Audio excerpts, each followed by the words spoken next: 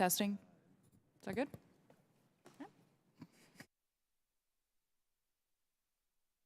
Test, test.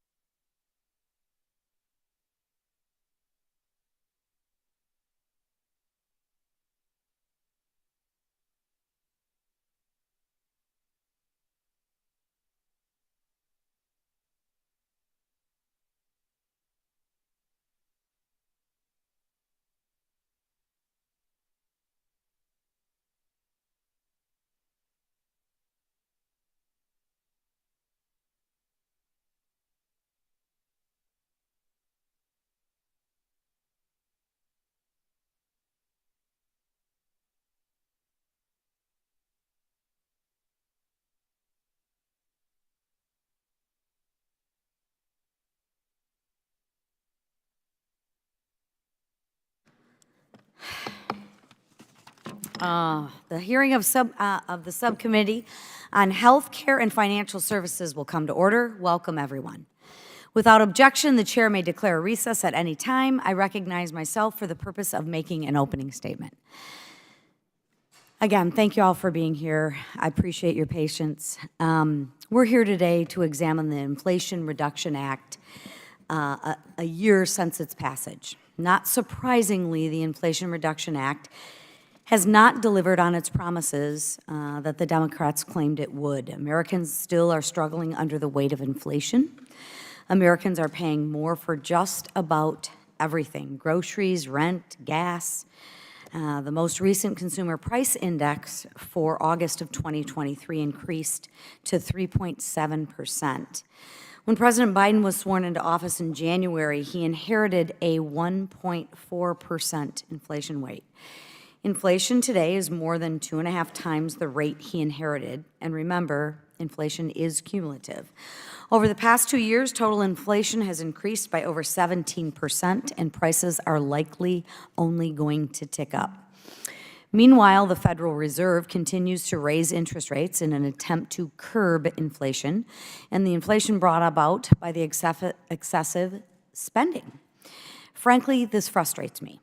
When Americans were first experiencing the highest inflation in 40 years last summer, Democrats claimed their Inflation Reduction Act would do what the bill's name indicated: help curb inflation. Republicans saw it for what it really was: a radical spending spree to implement a leftist wish list for the Green New Deal. A year later, President Biden says that he regrets the title of the bill. Instead, he has labeled the $369 billion spending package as the single greatest investment in climate change ever. Not a word about inflation, because it was never intended to reduce it. When Americans needed inflation relief the most, the IRA was a lie that the Democrats told to push their Green New Deal. Not only does the IRA do little to reduce inflation, but it will continue to add to the deficit with rampant spending. It is estimated that the federal deficit will hit $2 trillion as the fiscal year ends later this month. The IRA's Green Energy Slush Fund is expected to cost us more than $633 billion over the next 10 years. Goldman Sachs estimates that the IRA's green energy credits will cost taxpayers as much as $1.2 trillion by 2032. Further, the IRA's Medicare price control provisions are harming the market. The IRA allows federal government to dictate arbitrary prices on drugs, disrupting normal market mechanisms of supply and demand and putting drugs already in short supply at further risk. Drug price control risk for the future of investment in research and development of the innovative treatments Americans need the most. I, as well as others on this committee, understand that health care is getting more expensive, but this isn't the way to fix it. And in fact, it's making the problem worse. Just like hiring 87,000 more IRS agents and wishy-washy, unenforceable promises to not target regular Americans is not going to help reduce the deficit, right? We need the money that one, we have a spending problem, but two, we also need to pay attention to where this money is going. Government's micromanagement of the economy is not the solution. Maybe we should micromanage where the money is actually going. We've seen it fail before. In the late 70s, President Jimmy Carter tried to ease inflation by imposing energy price controls. It failed then, and Americans suffered. It will fail this time as well. The solutions are free market, pro-competition policies like shrinking the deficit, promoting economic growth, cutting regulatory red tape, simplifying the tax code, eliminating government waste, fraud, and abuse, really following the money and holding these agencies accountable as well, and investing in American energy and independence. The IRA didn't do any of these things, and that's why the American people are worse off today than the day it passed. I'm looking forward to hearing from the experts on the impacts and what should be done to help Americans. I now recognize Ranking Member Porter for the purpose of making her opening statement. Thank you very much, Madam Chairwoman. We have 16 days until the government shuts down. Speaker McCarthy, who is slow-walking government funding bills one by one, has only passed 1 of 12. I'm a former professor, so I know what 1 of 12 means. The Speaker's getting an F. And these bills don't even have enough support to pass in the Senate. The Speaker is not on pace to significantly improve his grade before the deadline. So what does that mean for the American people? It means that House Republicans are driving us off a cliff to a shutdown and to the corresponding economic harm. That is not the type of action that is going to bolster our economic growth and fight inflation. Our constituents, Democrats and Republicans alike, are wondering what the plan really is around here. Make no mistake, today's hearing tells us a great deal about the plan. Someone who's driving you off a cliff wants to distract you, and that's what Republicans are trying to do with this hearing. While House Republicans struggle to figure out any kind of real plan to keep the government open and to lower costs for the American people, they come up with hearings like this to attack the progress that was made and is being made. The Inflation Reduction Act is paying down our national debt, lowering our energy costs, and making prescription drugs and health care more affordable. It's a testament to what happens when Washington stops delays, gets to work, and makes a genuine effort to address problems that Americans are facing. In other words, it's what Washington looks like when it's doing the opposite of what it's doing right now. Look, you don't have to believe me when I say the Inflation Reduction Act is lowering costs for Americans and saving us money. Let me give you a couple of examples. The Inflation Reduction Act includes legislation that I wrote that recovers tax dollars from drug companies that hike drug prices faster than the rate of inflation. For years, Big Pharma has lined its pockets by jacking prices up way faster than inflation. And now patients are already paying less. My bill would recoup $63 billion over 10 years. Let's be clear, with my legislation alone, which is just one part of this landmark law, we're stopping drug companies from ripping off Americans, and we're saving our government billions of dollars. That's one small part of the law alone that is meaningfully lowering people's costs. The Inflation Reduction Act is also saving our constituents money when it comes to energy. The Inflation Reduction Act includes another piece of legislation that I wrote to charge polluters a fair rate when they lease federal land. It was the first increase in that rental rate in over 100 years. Big Oil has been cheating all Americans by drilling on public lands for pennies on the acre. No more. My legislation is already saving taxpayers millions by making Big Oil finally pay a fair price. Whether you're a Republican or a Democrat, and whether you agree with every single aspect of the Inflation Reduction Act or not, one thing is clear. We all win when we have people in charge who make a genuine effort to lower costs for families, not shut the government down. I yield back. Thank you, Ranking Member. I'm pleased to welcome our witnesses for today, Mr. Preston Brashers, Mr. Joel White, and Mr. Trevor Higgins. Mr. Brashers is a senior tax policy analyst at the Grover M. Herman Center for the Federal Budget at the Heritage Foundation. Mr. White is the president of the Council of Affordable Health Coverage, and Mr. Higgins is the senior vice president for energy and environment at the Center for American Progress. We look forward to hearing what you all have to say on today's important subject. Pursuant to the committee rule 9G, the witnesses will please stand and raise their right hands for the oath of office. Do you solemnly swear or affirm that the testimony that you are about to give is the truth, the whole truth, and nothing but the truth, so help you God? Let the record show that the witness is answered in the affirmative. Thank you, and you all may take a seat. We appreciate you being here today and looking forward to your testimony. So let me remind the witnesses that we have read your written statements and they will appear in full in the hearing record. Please limit your oral statements to 5 minutes. As a reminder, please press the button on the microphone in front of you so that it is on and the members can hear you. When you begin to speak, the light in front of you will turn green. After 4 minutes, the light will turn yellow. And when the red light comes on, your 5 minutes have expired, and we would ask that you please wrap up. I now recognize Mr. Brashers for his opening statement.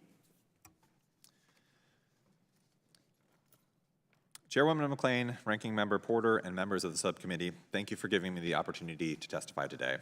My name is Preston Brashears. I am the Senior Policy Analyst for Tax Policy at the Heritage Foundation. The views I express today are my own and should not be construed as representing any official position of the Heritage Foundation. August 16th marked the one-year anniversary of the signing of the Inflation Reduction Act. The IRA, as the bill's title suggests, was intended to reduce inflation primarily through deficit reduction. But 1 year in, the Inflation Reduction Act has contributed to significantly higher deficits compared to last year. These deficits and malinvestments spurred by the IRA have added to inflationary pressure, which has forced the Fed to dramatically raise interest rates. Rates on a 30-year mortgage are at 20-year highs, putting the American dream out of reach for many American families. The IRA is making Americans poorer and turning them into debtors to the special interest green agenda.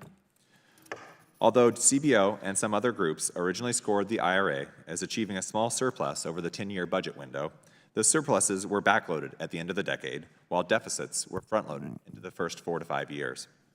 And the IRA is much more fiscally irresponsible than it appeared on paper. It uses gimmicky and questionable pay-fors and expirations, and some of the provisions are proving much more costly than forecasters expected, especially the bevy of tax credits for green energy, electric vehicles, carbon sequestration, and other things ostensibly connected to the climate agenda. CBO initially scored these provisions as having a $270 billion budget impact through 2031, but in May, government forecasters estimated the cost of these credits was double the initial estimate. Some outside estimates have put that figure closer to $1 trillion, or roughly 4 times what the American public was originally told. The IRS's implementation of the green tax credits hasn't helped matters. When the IRA passed, analysts expected that relatively few vehicles would qualify for the EV credits because of strict limitations on foreign manufacturing, critical mineral content, and income limitations for the purchaser. However, the IRS has dramatically weakened those restrictions. First, Treasury delayed issuance of guidance for the battery component rules, so EVs sold between January 1st and April 16th qualified for the EV credits even if they didn't meet the domestic battery content requirements. Second, the IRS created a regulatory loophole by treating EVs that businesses lease to consumers as commercial clean vehicles. As a result, wealthy EV buyers and foreign manufacturers can circumvent income thresholds and domestic requirements by simply leasing the EVs instead of buying and selling them. Third, the IRS further extended the credits to foreign manufacturers by taking an incredibly expansive interpretation of the term free trade agreement to include extremely narrow trade deals covering EV critical minerals. Therefore, car sales with Japanese-produced batteries can qualify for the credits. The costly expansion of the green tax credits won't have a material effect on global temperatures because the U.S.'s share of global emissions is a mere 11%, and that number has been falling as China and India account for an increasingly large share year after year. Even if you accept dire predictions about global warming, and even if the U.S. completely eliminated greenhouse gas emissions, by the end of the century, it would only reduce global temperatures by no more than about 1/5 of a degree Celsius. But the IRA will not completely eliminate U.S. emissions, far from it. Based on the level of emissions reductions from the IRA that the IRA is expected to achieve, you're looking at less than a 0.03 degree difference in temperatures by the end of the century. And I think that's being generous, as that's only if you extend the emissions reductions out for the rest of the century at the cost of many more trillions of dollars. Lawmakers must weigh the benefits against the costs of the Inflation Reduction Act, and in my estimation, the IRA's benefits to special interest green companies are not worth the cost to American taxpayers and consumers. Thank you. Thank you. I now recognize Mr. Higgins for his opening statement.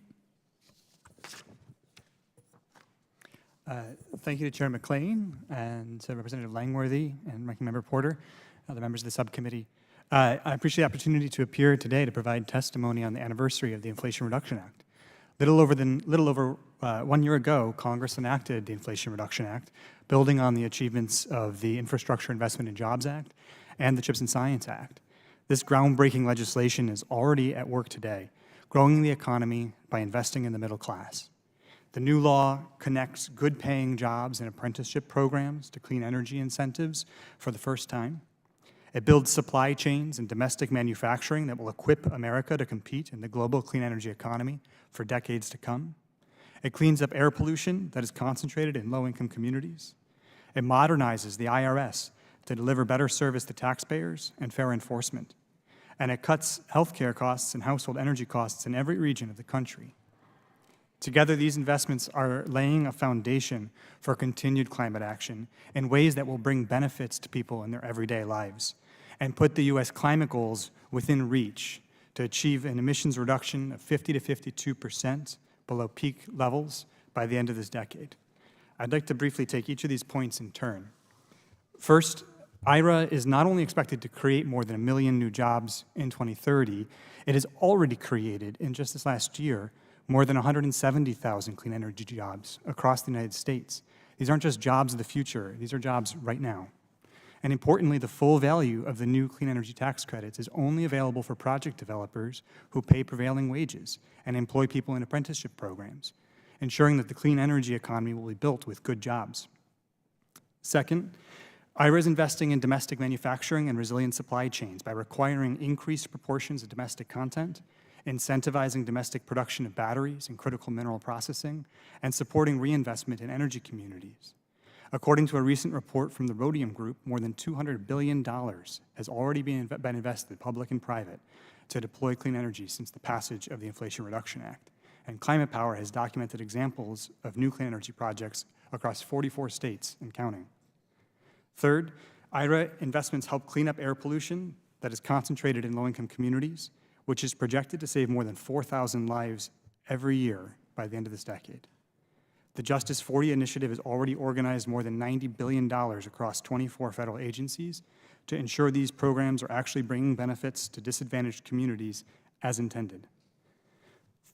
Fourth, IRA is cutting costs for American households, including both energy costs and healthcare costs. By offering tax incentives, grants, and rebates, IRA is helping households who choose to install heat pumps or purchase an electric vehicle. Investments in affordable clean electricity and reduced fuel demand across the economy are actually projected to lower the price of natural gas. So even households that don't take up these tax incentives will still benefit. And when it comes to healthcare costs, IRA is reining in high drug prices. Last month, the Centers for Medicare and Medicaid Services announced the first 10 drugs for which it will negotiate prices, and it's estimated by CBO that this will cut prices for these drugs in half. This will be a lifeline for millions of seniors and disabled people. IRA also cracks down on pharmaceutical companies that hike drug prices above the rate of inflation, caps out-of-pocket spending for Medicare enrollees at $2,000 a year, provides life-saving vaccines at no cost, saves $800 per year for premiums through the Affordable Care Act, and limits out-of-pocket spending on insulin to $35 a month.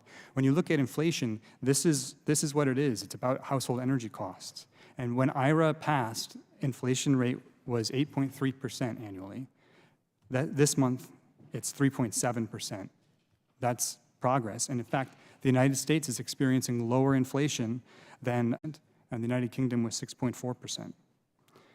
Finally, the Inflation Reduction Act made long overdue investments in the IRS to modernize its technology, improve customer service, and audit wealthy taxpayers.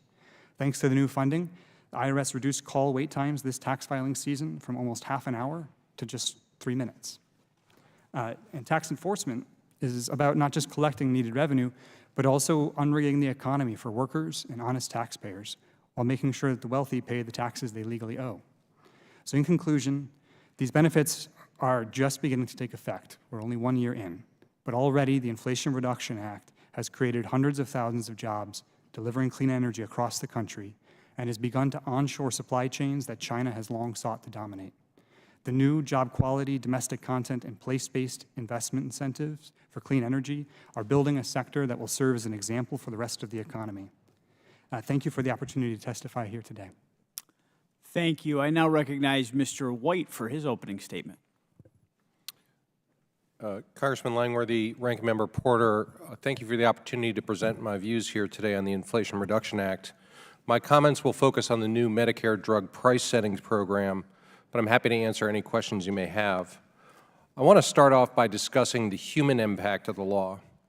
I have two dear friends with teenage daughters who have serious and rare medical conditions. Their names are Ella and Harper. Ella has EB, and she should have died years ago. EB causes the skin to become so fragile that it tears and blisters at the slightest touch.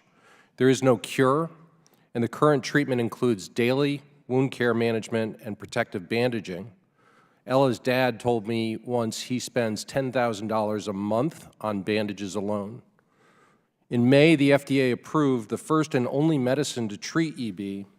This gene therapy heals the wounds and prevents new blisters caused by the disease. So Ella has hope. But this is a treatment, not a cure. Under the IRA, if the company investigates another use of their product, say for skin cancer, and it's approved, the original product could be subject to the IRA's price controls. As a result, the company likely won't investigate new indications, and people with skin cancer and EB will lose out. My other friend's daughter is Harper.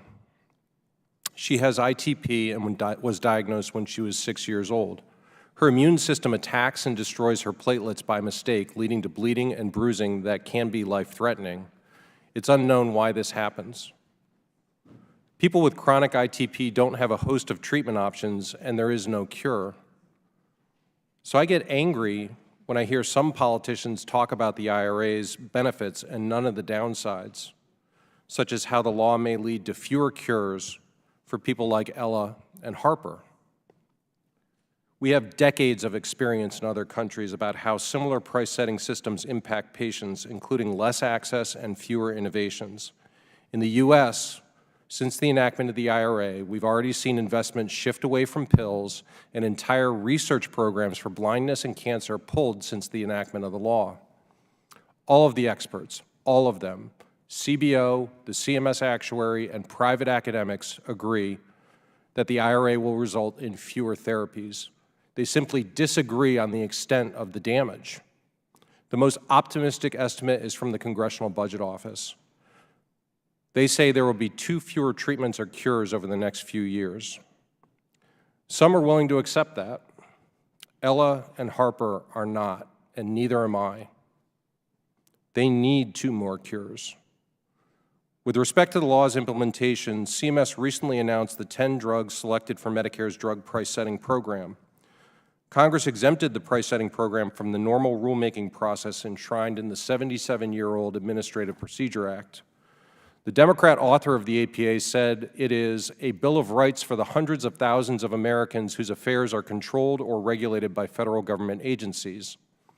The U.S. General Services Administration has noted, quote, the APA ensures public transparency in the rulemaking process while holding the government accountable to address public input.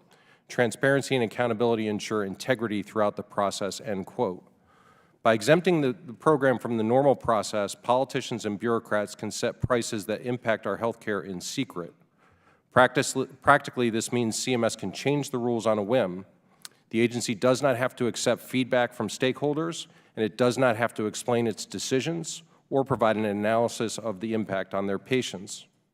In addition, CMS will spend $3 billion to set up 6 new divisions to replace private sector expert negotiators. This raises obvious questions. How many private sector jobs are being replaced by new bureaucrats? If new employees come from the industry, will CMS preclude employees from being lobbied by their former employers? The Biden administration should answer these questions, and this committee should ask them.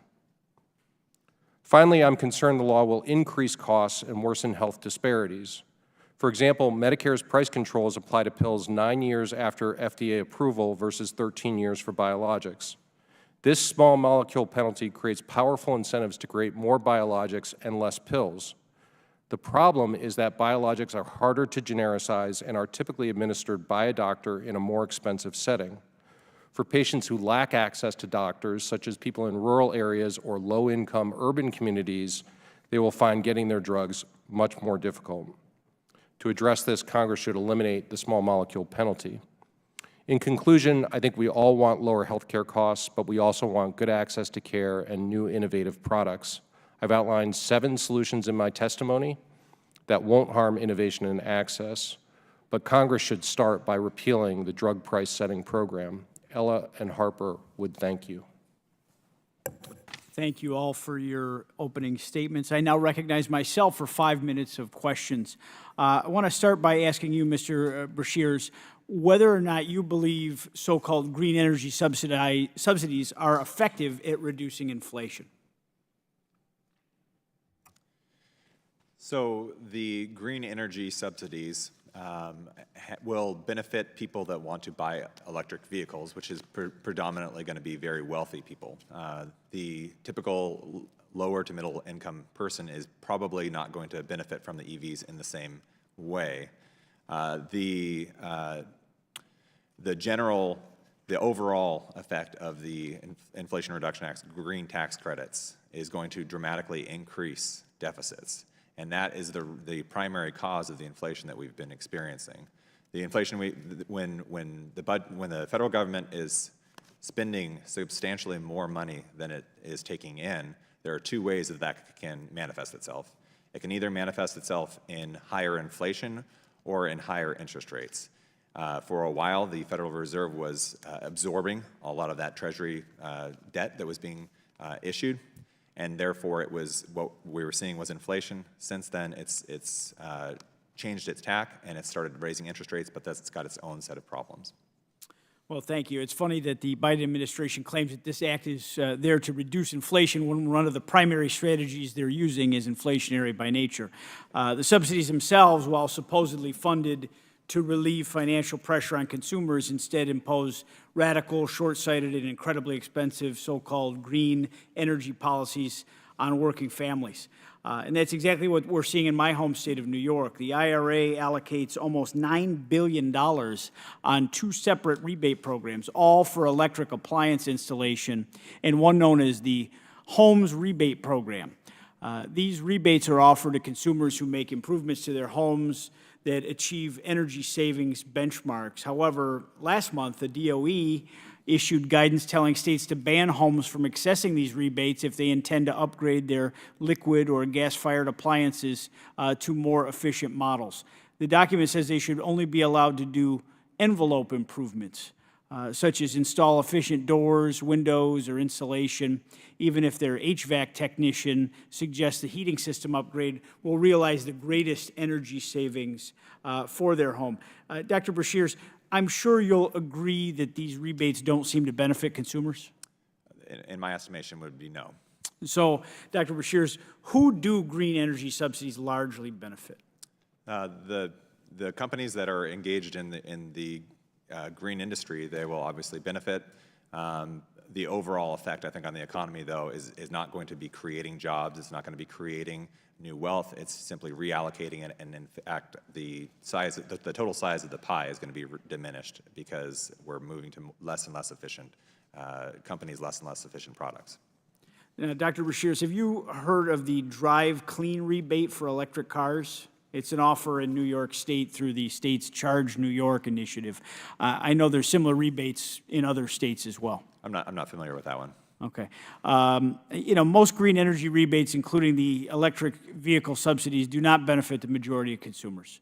Yet many states, they offer them through the IRA, and this is concerning due to China's control over critical mineral supply chains. The Oversight Committee, we recently discussed the possibility of Chinese firms funding litigation to hinder American energy development.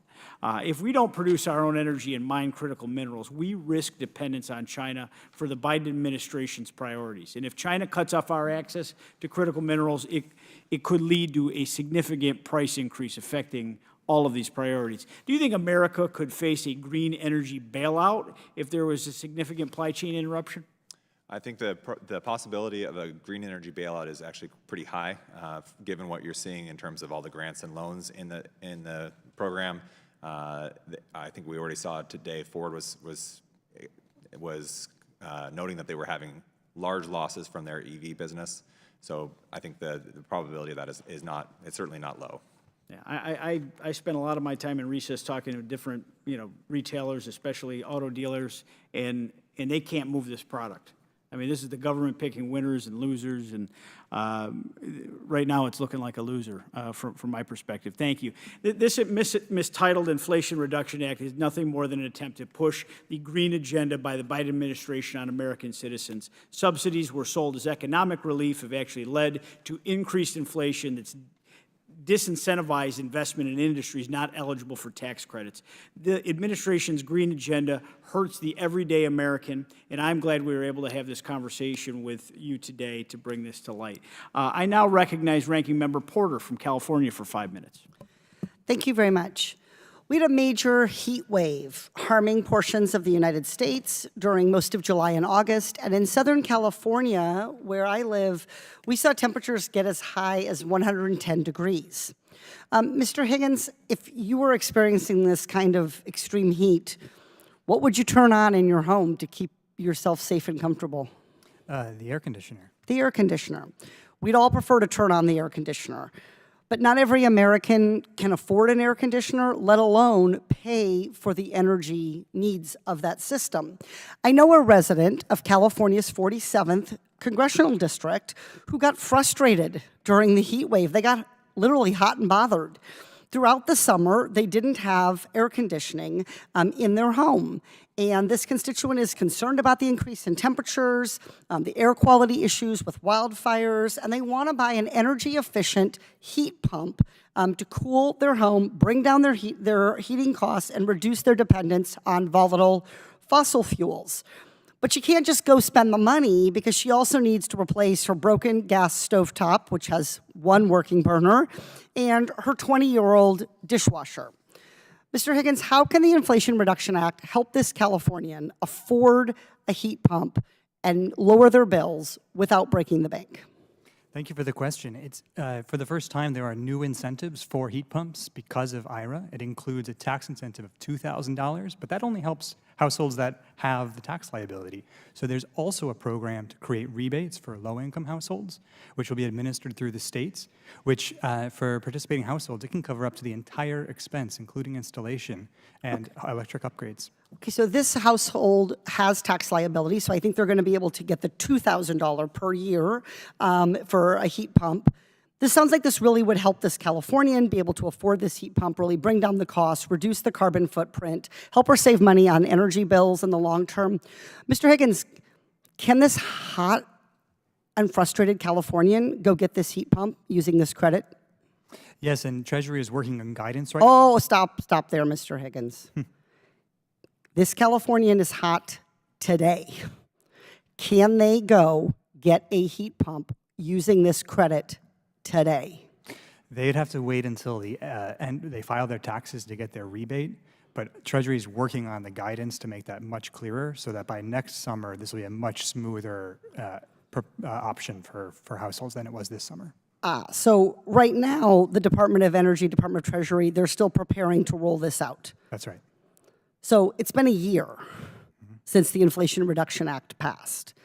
And as a practical matter, I think it's cold comfort to a lot of people to hope that they can figure out somehow with TurboTax how to get this credit. They want to be able to go in the store and get it for less now, up front. When can this Californian go do that? So as soon as the Treasury puts together their new guidance for 25C, which is that part of the tax credit, which they are expecting, I think the Treasury just announced that was one of the next priorities they were working on for the end of this year, so that it'll be in place for the next tax credits in, I think, a way that's much more intuitive than it was this summer. Okay, because the Department of Energy's website says that DOE expects households to be able to access these rebates in much of the country in 2024. You're talking about Treasury and the credits. So this Californian without air conditioning all summer has to wait basically another year to get an energy efficient heat pump. You testified that these households can save hundreds of dollars. You gave aggregate figures. Did you adjust those aggregate figures downward for the fact that nobody's been able to use these programs yet? No, those numbers are based on the projections of once this is implemented. So I agree with you that these programs are still being rolled out, particularly for the consumer-facing credits. Yeah, you might be interested to know that this Californian is me. Like many Americans, I want to reduce my greenhouse gas emissions, I want to save money on my energy bill, and I would like air conditioning. And many of us can't make our homes greener, and we have heard about this Inflation Reduction Act. We have heard about these tax credits, but we are not able to take advantage of them. I understand that the Treasury's working on it, that DOE's working on it, that the states are working on it, but the takeaway is the Inflation Reduction Act is the law of the land. How each of us feels about this law isn't going to change, but we can make the law work. We can ask tough questions on a bipartisan basis about what the holdup is. And I personally think it would be a much better use of this committee's time to conduct meaningful oversight of how the programs are being rolled out and whether they are working as intended to relitigate whether we should have passed this or not. So we can continue to go back and forth on whether this bill is good or bad, or we can get serious about trying to conduct oversight on whether it is actually helping people and what we need to do to push the administration to deliver. I yield back. Mr. Chair, if you'll accommodate me, I also wanted to ask unanimous consent to insert into the record a statement from the full committee ranking member, Congressman Raskin. Without objection, so ordered. I now recognize the gentleman from Texas, Mr. Kassar, for 5 minutes. Thank you, Chair. The Republican majority is hurtling towards shutting down basic services for people across the country in just 2 weeks, shutting the government down, shutting the country down. And while Democrats and frankly even Republicans in the Senate have said, no, we want to keep this government open. Let's just keep it open the way it is, or let's stick to the deal that we already agreed to keep it open.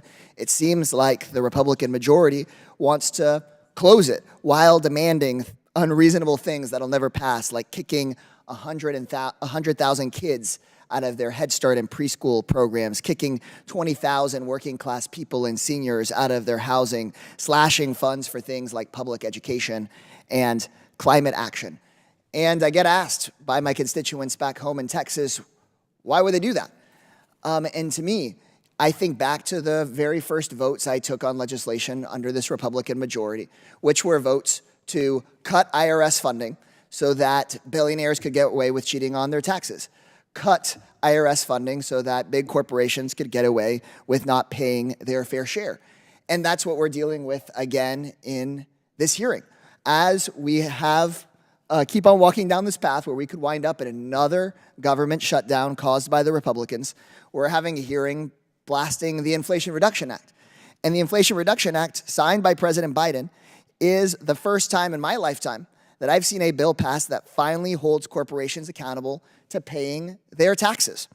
Remember, in 2021, before the Inflation Reduction Act was passed, the Institute on Taxation and Economic Policy reported that at least 55 of the largest corporations in America paid no federal income taxes. And a 2021 paper from the Treasury Department estimated that the wealthiest 1% owe $160 billion in unpaid taxes each year. But finally, under this law, we take climate action, we address rising energy costs, we address rising healthcare costs, and hold corporations accountable by setting a 15% minimum corporate tax rate. This is overwhelmingly popular with the American people. So House Republicans have taken up to making false claims about the Inflation Reduction Act to scare people. I've been asked in union halls, walking down the street, in grocery stores by people saying, well, doesn't the Inflation Reduction Act hire like 87,000 new IRS agents? And they've heard this propaganda on the radio. They've heard it pushed out by right-wing officials. In fact, it was stated by the chair as she opened up this meeting. But to put this politely, that is false. The IRS funding in the Inflation Reduction Act, one, improves technology and customer service so constituents don't have to keep waiting for days or weeks to get answers from the IRS. And second, it sets up the resources necessary to make sure large corporations and the wealthy have to pay their fair share. Mr. Higgins, is it correct or incorrect that the Inflation Reduction Act is hiring 87,000 new IRS agents? That is incorrect. Thank you. In fact, according to one article and to much of our research, the IRS funding is just to get the number of employees back at the IRS where we were a decade ago. This article appeared in Time magazine titled, "Trump Allies Are Attacking Biden for a Plan to Hire 87,000 New IRS Agents," but that plan doesn't exist. I ask unanimous consent to insert this article into the hearing record. Thank you, Chair. We are facing a government shutdown, which could impact tens of thousands of Americans, hundreds of thousands of federal employees. We know that the government doesn't need to shut down. Those services can be paid for if billionaires and and big corporations finally pay their fair share. The budget deal that Republicans forced, holding the economy hostage earlier this year, eliminates much of the IRS funding that we need for enforcement. But now we're hearing in this hearing more and more attacks from the Republican majority trying to cut IRS funding from the Inflation Reduction Act. And that funding we need not only to go after billionaires and big corporations, but we need it in order to reduce our deficit. Mr. Higgins, do you know that if we fund the IRS agents that we need, do we know if we fund them, does that increase the deficit or does it actually decrease the deficit? That will help recoup lost revenues right now to close the tax gap and will reduce the deficit. So we can reduce the deficit and have better funding for our programs if we stick with things in the Inflation Reduction Act and have those minimum corporate taxes. I discussed this in a July committee hearing, and I asked the chairman if we can finally have a hearing in this committee to start looking at corporate tax cheats and how the wealthiest people in this country get away with not paying their taxes. And I heard from Mr. Sessions that he was open to that, and I hope, Chair, that we consider finally having a hearing on this important topic. And I yield back. Thank you. The chair now recognizes Mr. Grothman for 5 minutes. Thanks. I'll start off with Mr. Brasher's, and it concerns me that some of these trillion-dollar bills that they come through here basically benefit the very wealthy in our society. Okay, I do realize we sometimes have problems with our tax code, but I think the problem is Congress who passes the bills. But the IRA has been described as a massive transfer of tax dollars from the working class to the wealthy, big banks, and large corporations. Do you agree with this characterization, and why do you feel that's true? I think many of the beneficiaries of the green tax credits are going to be the very wealthy, so I think there is a lot of truth to your statement. Okay, can you give me some examples? So, for example, the EV tax credits have proven to be much more expensive than they were going to be. The way that the IRS is implementing it has expanded that so that wealthy people that are leasing can claim these credits, even though that was not really in the intent of the original bill. So that's one example. There's others within these green tax credits. Okay, are there any tax credits which influence the purchase of electric cars? Yeah, so there's the clean vehicles credit, there's the clean commercial vehicles credit, there's used clean vehicles credits. As I understand, I was talking to some car dealers the other day. Some of these green cars, electric cars, can cost $100,000 a year. I would say almost by definition, the really wealthy show-offs of our society are the people building them. You mean they give special credits to the rich guy who likes to show off with his $100,000 a year Chevy, but you don't get a credit if you're an average guy trying to buy a car for $35,000? Yeah, I think for the average person, the average taxpayer, middle class, probably don't even have a lot of awareness about all of these tax credits. If you don't have your own home, it's hard to have these energy efficiency improvements. There's many other things that are, installing solar panels. All these things are very difficult for a middle class person to afford. Okay. We right now, particularly with regard to housing and cars are the two big ones that stick out to me. Inflation is just completely run amok. I mean, at least in my district, the ability to buy a house today compared to 3 or 4 years ago, I think a lot of times the cost of housing is going up 40, 50%. Could you, and I think it's because we're we're still printing so much money. I mean, we're borrowing 22% of our budget. Could you indicate again, are we hitting the average guy more or the ultra wealthy as we drive up the cost of housing by having the Fed print money? Yeah, that's a great question. Thank you for that. That was a great question. I agree. Go ahead.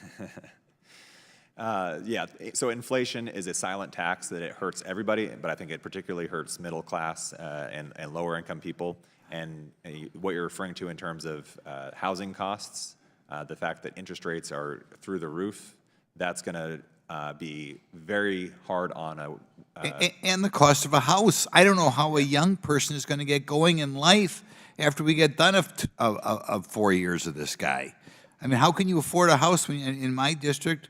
You can't build a new house for under $700,000, $800,000. Yeah, so unless it's tiny. Yeah, the interest rates have gone up dramatically since the Inflation Reduction Act was signed. I think the continued deficit spending is a big contributor to why that is and why the Federal Reserve is having such a hard time getting inflation under control. We saw just yesterday that the inflation continues. And not just interest rates, the cost of the house to boot. You have the initial cost going up and then the cost of interest rates going up. Yeah. Isn't that the function of these trillion-dollar bills that come shooting out of here? Yeah, and another thing to keep in mind is all of the money that and the investments and capital that are going into the green energy, that's got to come from somewhere. The government isn't coming in and creating wealth. They're not creating these programs, these goods and services for people. They're simply reallocating them. And so that is helping to drive the interest rates up. That's helping to drive the costs up across the economy. There's no more green state than California. What has been the effect of their policies on the average guy? Say, compare the average guy to the average Hollywood type, movie star type. Well, I mean, one of the big things you see there is the gas prices are through the roof. You see housing prices. How much is gas now from California? It's over $5. I don't know. Oh, my goodness. Yeah. Oh. I hope we never have those people run the country. But go ahead. I'm sorry I interrupted you. Yeah, so it's absolutely unaffordable for middle class people to live in a lot of these areas that have been pushing these policies. Well, thanks. I hope we work our way out of this in the next few years. Thank you. Thank you, Mr. Grothman. The chair now recognizes Ms. Lee for 5 minutes. Thank you, Madam Chair. I would like to start by expressing my shock and surprise at the concern for young people in our country, that I would like to say that the thing that keeps young people from being able to buy a house is our stagnant wages that have not increased in decades. It's the busting of unions that we are seeing consistently across the country. But also it's the cost of a college education and the loan burden that these young people are carrying that keeps us from starting families or from buying homes, and yet we see that the loan debt period is going to end in a few days. But today, I wanted to actually talk about some of our environmental issues. According to a report issued in April of this year by the American Lung Association, quote, out of the nearly 120 million people who live in areas with unhealthy air quality, a disproportionate number, more than 64 million, 54%, are people of color. I came to environmental justice through necessity, not expertise. Where I grew up in Braddock in the Mon Valley of Western Pennsylvania, our air is so dirty that we have some of the highest rates of pollution causing childhood asthma, COPD, and emphysema, and other respiratory illnesses in this country.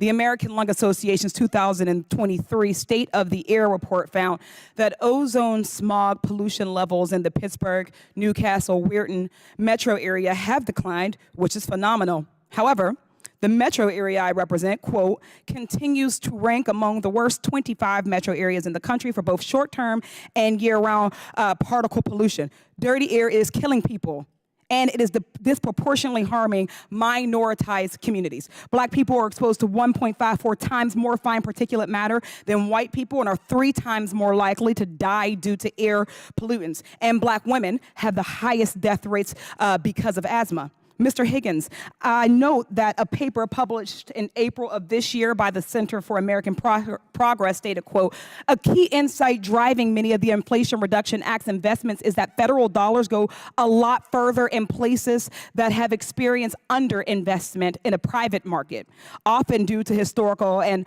ongoing racial discrimination, including low-income and disadvantaged communities that face the greatest effects of climate change. Mr. Higgins, how can we maximize our federal impact through investments in communities that have historically experienced underinvestment?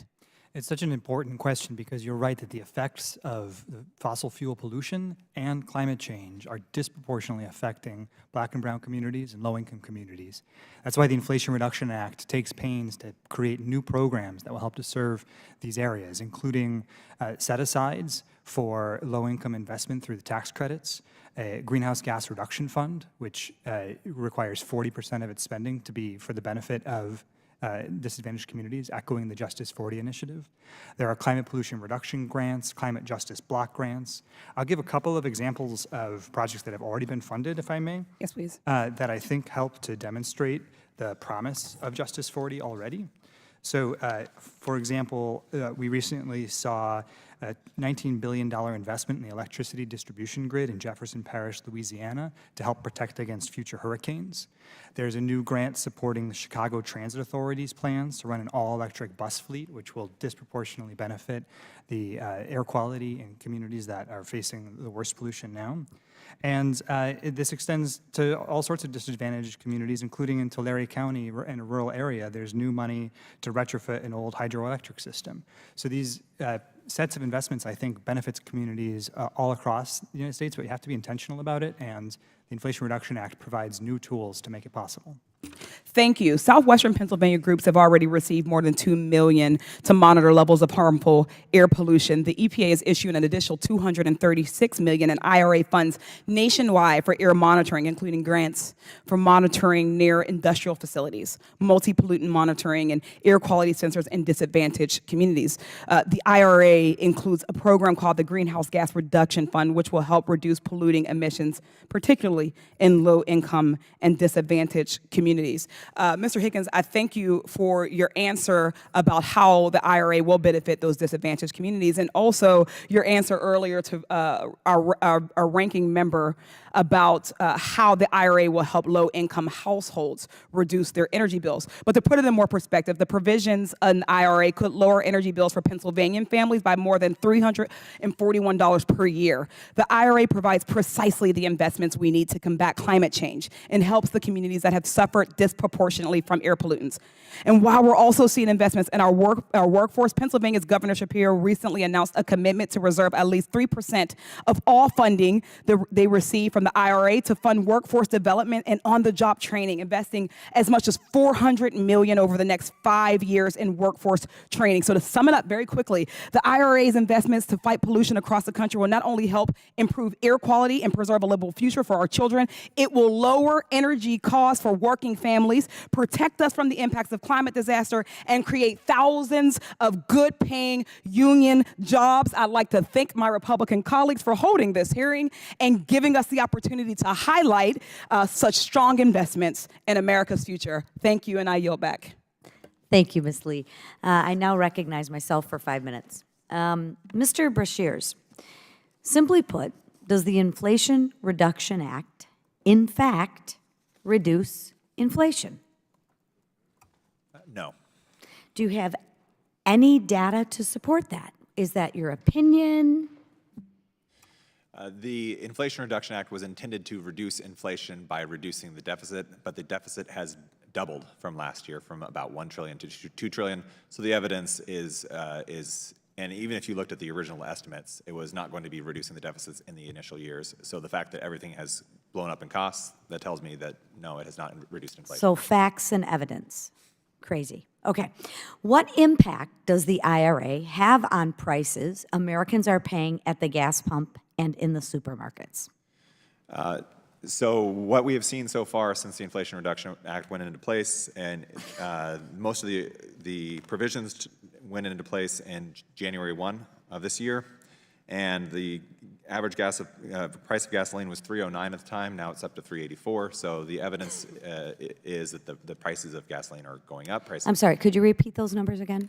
It's gone up from $3.09 to $3.84 since January. And under normal, 309 is less than 384. I mean, I realize Bidenomics, it might be a little different, but I just want to make sure. Okay.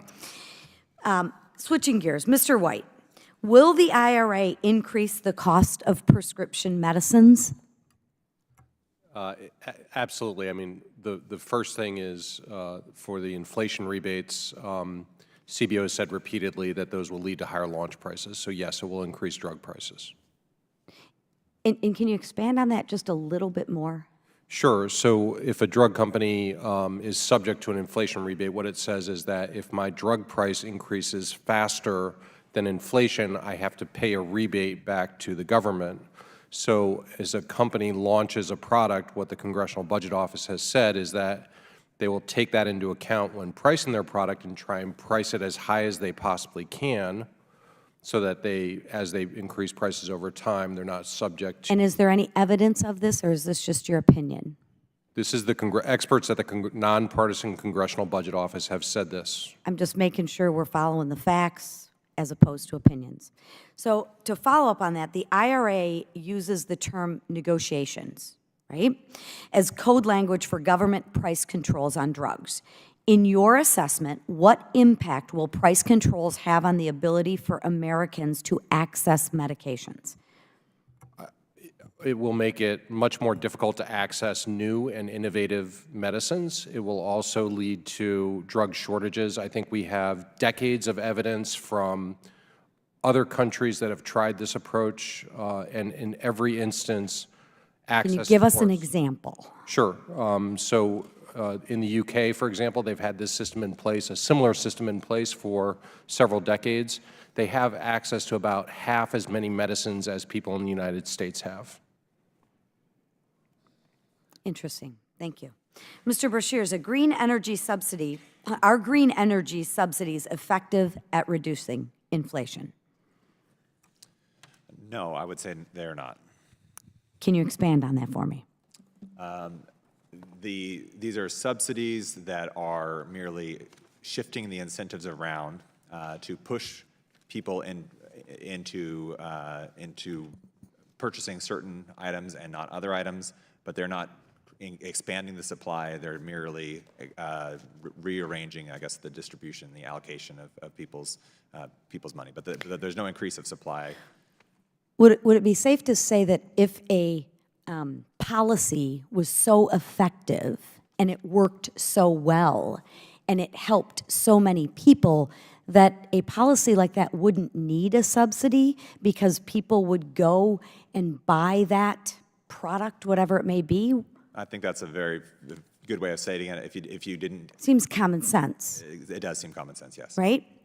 And Mr. Brashears and Mr. White, were Americans better off in 2019, or are they better off now under Bidenomics? I would say they're better off. They were better off in 2019. Based on what? Based off of real incomes, based off of inflation, I think that the economic statistics have deteriorated significantly. Thank you, Mr. White. I would agree with that. Based on? Real wages are down. As health costs increase, our take-home pay declines, our standard of living declines, so families are worse off by paying more. The average family policy this year will cost about $22,000. It's the equivalent of buying a new Kia and shoving it into the Potomac River every year and then buying a new one. I mean, at the end of the day, I think both sides want a better America. I really want to believe that in my heart of hearts. And where we differ is how we get there. And I think we have to be stewards of the taxpayers' money, because I believe you said earlier, sir, that the government really doesn't produce anything, right? They really don't produce everything. And with this layer upon layer of regulation and this layer upon layer of bureaucracy, it's people like my colleague over here that actually supported the bill but can't even take advantage of it. Where's this money going? I'll share with you where it's not going. It's not going to the American people. It's going somewhere, But I can assure you, the Americans in my district, they are not benefiting from these policies. So with that, and without objection, all members have 5 legislative days within which to submit materials and additional written questions for the witnesses. Witnesses will be which will be forwarded to the witnesses, and if there are no further business without objection, the subcommittee stands adjourned. And I thank you all for your patience. It was kind of squirrely today, but I truly appreciate it. Thank you.